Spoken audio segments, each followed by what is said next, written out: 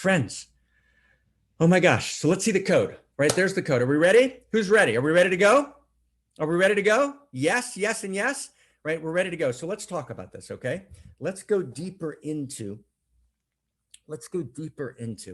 right? Evolutionary family and soul root family on the one hand, right? And biological family on the other hand. So let's read it again together. And this is a moment where what we often do is we often read out loud. Biological family is wondrous. And what's wonder? What's wonder, Annie? What's wonder? Right? Wonder is like wonder of wonders. Wow. Right? It's wondrous. It's wow. Biological family is huge, right? And we're committed. We're massively, completely, absolutely committed to biological family, right? And evolutionary family and soul root family is not less, sometimes even more significant. We need to be at the very least as committed to our evolutionary family as we are to our biological family, and often much more so, right? Right? It's before your evolutionary family that you confess your greatness, you take your unique risk, and speak your deepest heart's desire.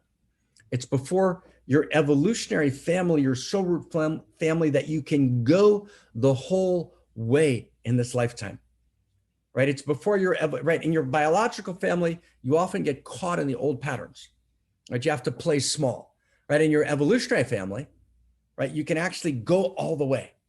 And we're not going to be able to respond at the end of the code to existential risk without making this momentous leap in the evolution of intimacy, which is the introduction of evolutionary intimacy itself, which is the movement which includes biological family all the way, but transcends into evolutionary and soul root family. So let's talk about this. What do we mean? Let's talk a little more what we mean by evolutionary and soul root family. Okay? So one, let's first talk about soul root family. What do we mean by a soul root? So a soul root is a very particular idea with very deep grounding in the great interior science traditions. And soul root means that we're essentially and innately connected because we come from the same soul root. Now, what does that mean? So in one of the great images of mysticism, there are different qualities to reality. One of the ways, if you remember Leonardo's figure of the human being, that famous figure, if someone hasn't wants to put in the chat box, great, but it's a famous figure of Leonardo da Vinci, which is the human being who's kind of mapped on the cosmos. And that human being is actually sourced in interior science, is called Ak, or Adam Kadmon, which is the primordial human. But the primordial human is really divinity, right? It's the body of divinity pictured in the human body. But of course, that body of the human being, right, includes the body of all of reality, right? It's the body of the church. It's the body of Christ. It's the body of Buddha, right? It's the body of Mother Earth. So it's this embodied form. And in the mystical traditions, in the interior sciences, every soul, if you will, right, which is my unique quality of interiority, which lives beyond this world, because the evidence we have today on the continuity of consciousness is overwhelming, right? So to deny it, you've got to be lost in materialist dogma. So every soul, which means every quality of human interiority, comes from a different place on the divine body. That's a mythic image. And it's not a superstitious image, it's a mythic image. That in this divine body, there are souls that come from the head and souls from the heart and souls that come from the pelvis and souls from the ankles and souls from, right from different, and each of us is related to a certain soul group. Did you get that? It's a very beautiful idea and exists in different forms in many of the great lineage traditions, right? That there are different soul groups, and I'm related to a soul group. And when we meet each other, there's a recognition between us, right? There's a comfort level, right? We feel at home with each other. Who can feel that?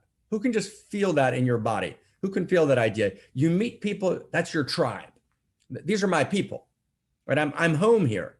This is where I need to be, right? Can you feel that, right? So that's my soul root family. And my soul root family, what's often the case is that, right, that we've been around before.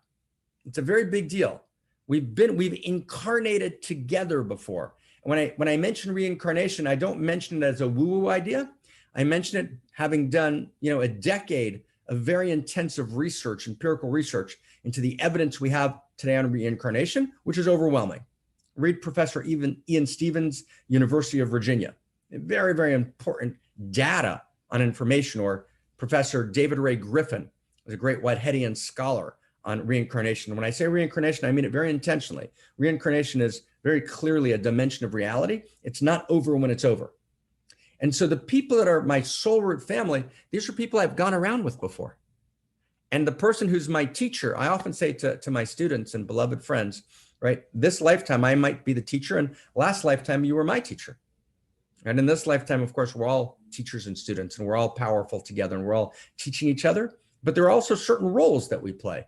But those roles might have been different in a previous lifetime, right? This time I'm masculine. The last lifetime I might have been actually not just feminine, but female, right? We actually trade genders through lifetimes. It's a big deal. But there's a certain essence, there's a certain continuity of unique self-consciousness that's transmitted through the generations. So there's a story of my life. And you and I, we've gone around before. And the reason we feel so drawn to each other, and the reason we feel comfortable in each other's presence and at home and provoked by each other, and in sometimes very profound ways, is because we've been together before. This is not our first conversation. This is not our first rodeo. Well, we've all, right, been together before, and we'll all be together again. And how we're together again is what we do in this lifetime. And so as we gather here with this band of outrageous lovers, I am 1,000 billion% sure most of us have been together before, and we've had different relationships. And that's why there are certain completions that we owe each other. Did you get that? A part of a unique self-encounter means there's unfinished business between us.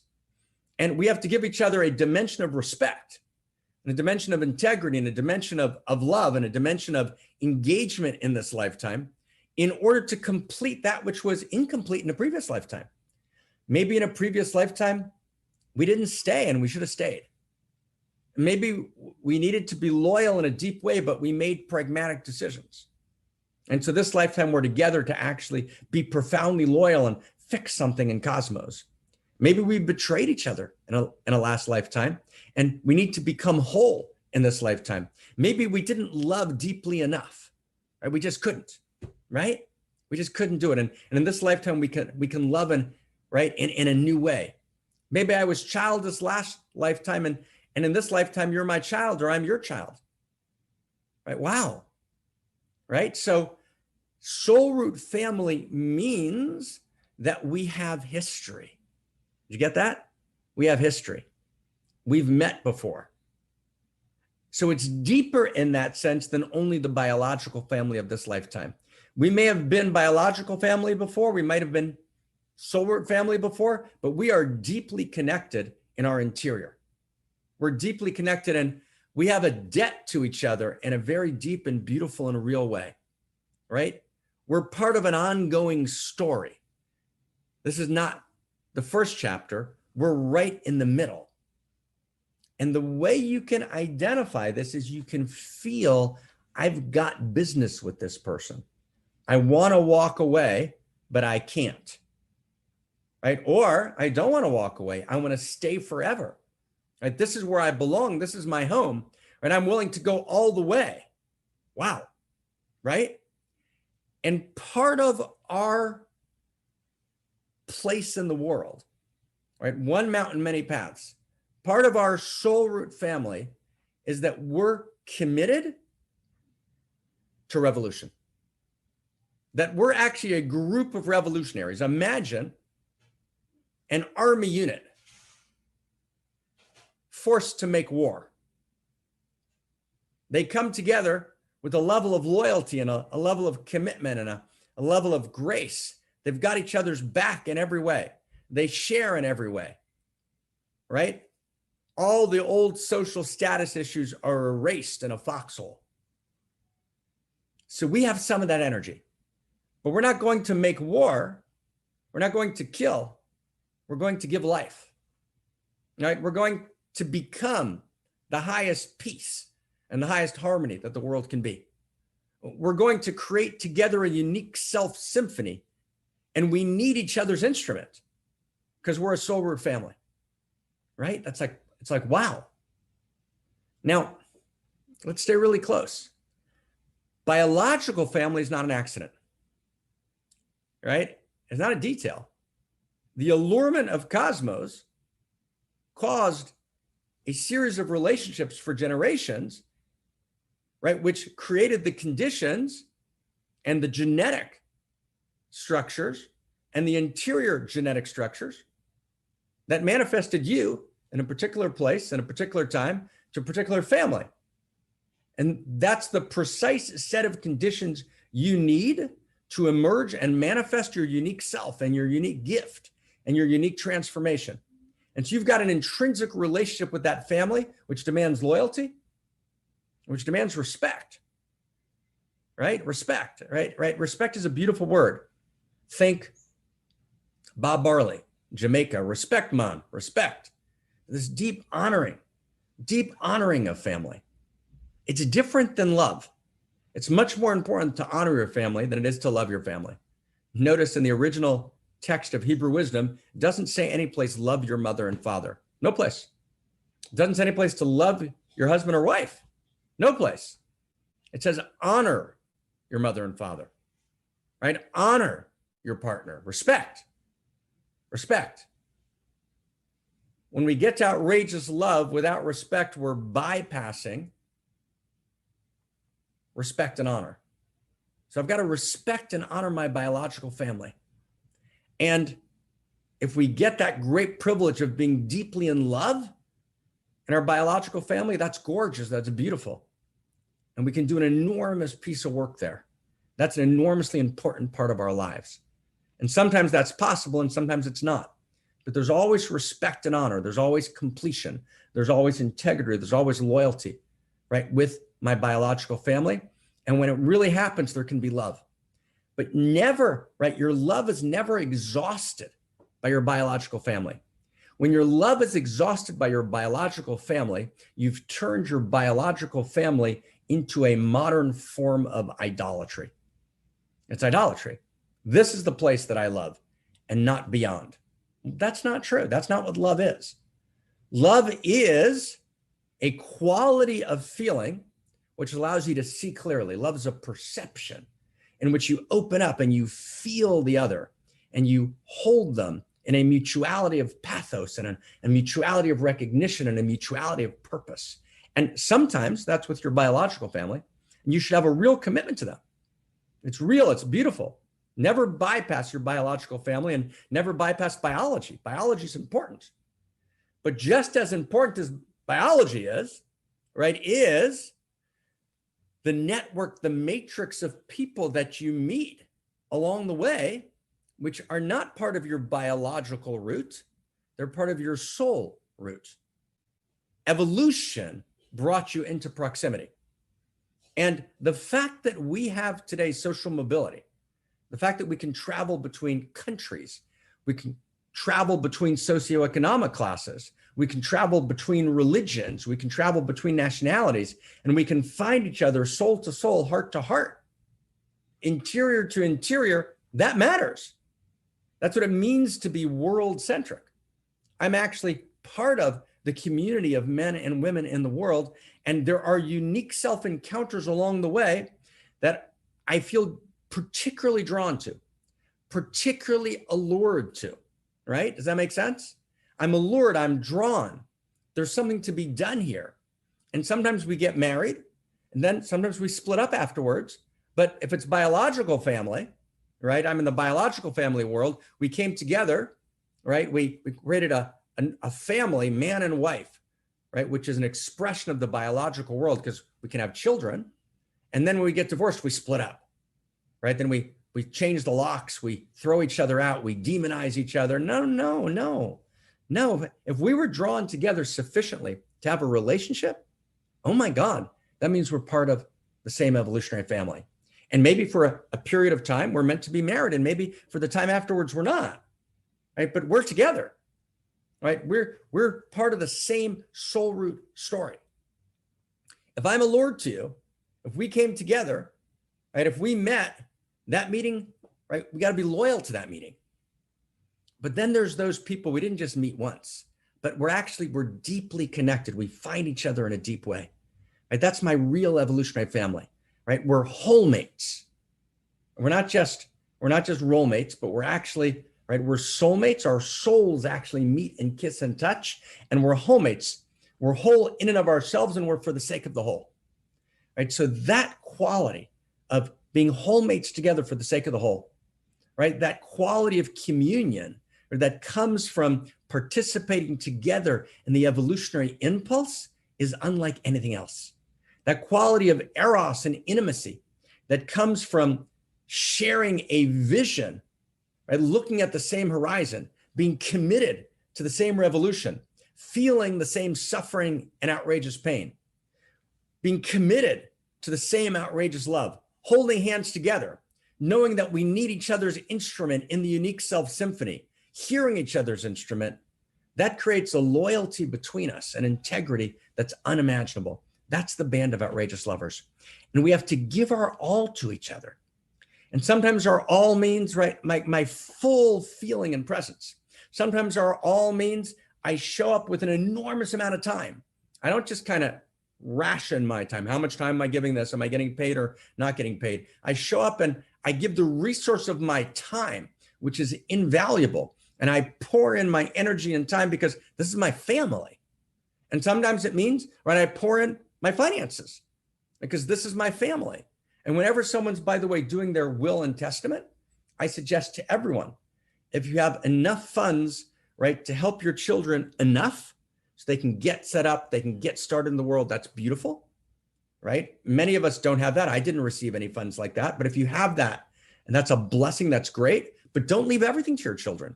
That's a disaster. They don't need it. Actually redistribute it, right? Figure out where you can impact. Figure out where your soul root family is, where your evolutionary family is. And in the way the word money in the original Hebrew is yearning. It's what we truly yearn for. Right? And often I've given enormous amounts of money to people outside, right, of my, right, enormous amounts of money within the limited amount of money that I have, to be clear, right? But disproportionate amounts of income to people who are part of my soul root family, because that was the right thing to do at that moment in time. We stand for each other. We're at home. We're each other's home.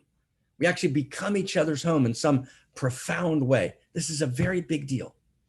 One mountain, that our cover is, we're a weekly broadcast. We're a planetary communion of evolutionary souls, right? We're a band, right, of outrageous lovers. But at the core, we're a family. We're a family that's committed to our revolution. And then we stand for each other as familia, right? In that deep sense of profound intimacy, where we're willing to put everything on the line for each other. It's like, wow, that's what it means to show up. That's what it means to create evolutionary intimacy.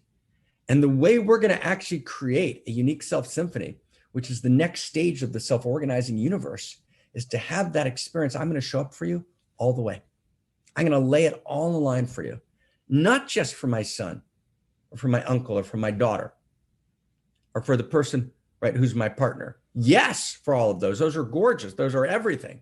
And those are unique and distinct. And it doesn't end there, right? My soul root family, right? My evolutionary family is as important. And I want to show up all the way. I just want to go to a story, which is a story that we've been telling here together for the last, 12 years, 10, 12 years. And now maybe the story will make sense in a whole different way, right? And it's a story about a master who, on the holiest day of the year, in which there was a decision to be made. And the decision was, who shall live and who shall die? Some of you may remember that song by Leonard Cohen, who shall live and who shall die? That was a decision to be made in that lineage on that day. The decision of who shall live and who shall die. It's an incredible decision, right? A year ago, right? A year ago, on January 2nd or 3rd of 2020, when we said, who shall live or who shall die? No one imagined, right, that 1.8 million people around the world would die, right? That 300,000 people in America, right? Tens of thousands of people, right? In France, right? And people in Cuba, people in Asia, right? In England, right? In Belgium, right? Right? In Holland, all over the world, in China. We had no imagination that we were going to lose an entire group of people, and that so many of them would die alone, and that there'd be so many unintended side effects that would cause cascading waves of depression, right? And death and pain and breakdown. That there'd be so many people out of breath, literally, right? Who shall live and who shall die? We have no idea what this next year will bring. And we're committed to it bringing life, and we're committed to revolution. We're committed to joy, like all the way, right? And listen to the story of this master. He says, when we're here together in one mountain, many paths, and we say at the beginning of this year, right? New Year's, who shall live and who shall die? There's a way to actually transcend, and if you will, to defeat the angel of death. And so everyone says, how? And many of you know the story. It's the most beautiful story. It's so deep. So the master says, right? He says, or maybe it should have been a she, maybe she says, right? The master says, if we're just willing to look at each other, not just at our biological family, we're willing to look at each other, right? Terry, you and me, right? And we say to each other, I'm not willing to be written in the book of life without you. Wow. Right? That's my unique risk. I'm not willing to be written in the book of life without you. When I say that, the angel of death is confused because the ego self has disappeared. And the angel of death can only take the soul of a person living in their ego self. An evolutionary family has been born, and soul print family has been born. And this new emergent, right, of evolutionary intimacy, right, has been born in the world. And bila hamavet lanetzach, and death at some level is transcended. So I just want to ask, are we willing to find each other in the chat box in this second? And if you're willing, if you're up for it, at the beginning of this new year, 2021, as we go to actually evolve the source code, as we go to stand between utopia and dystopia and tell the story, are you willing to write? I'm going to write it myself. And if you are, all the way, which is, I'm not willing. Let's do it together. Whoever's willing. I am not willing. I am not willing. I am not willing to be written in the book of life without you. Right? Right? Wow. I am not willing to be written in the book of life. I'm not willing to be written in the book of life without you. And when that happens, in the words of the mystics, Bila Hamavet Lanetzach, and Joyce, I wrote it for you, we transcend death. I am not willing. Who's willing to write it? Who else is willing to write it? Full on. I am not willing. Right? That's a big risk, but it's beautiful. And it's the essence of who we are. That's what it means to be a band of outrageous lovers, right? I'm not willing to be written. Anybody else, right? Right? When you actually write it, something happens, right? I'm not willing to be written in the book of life without you, Krista Josepha.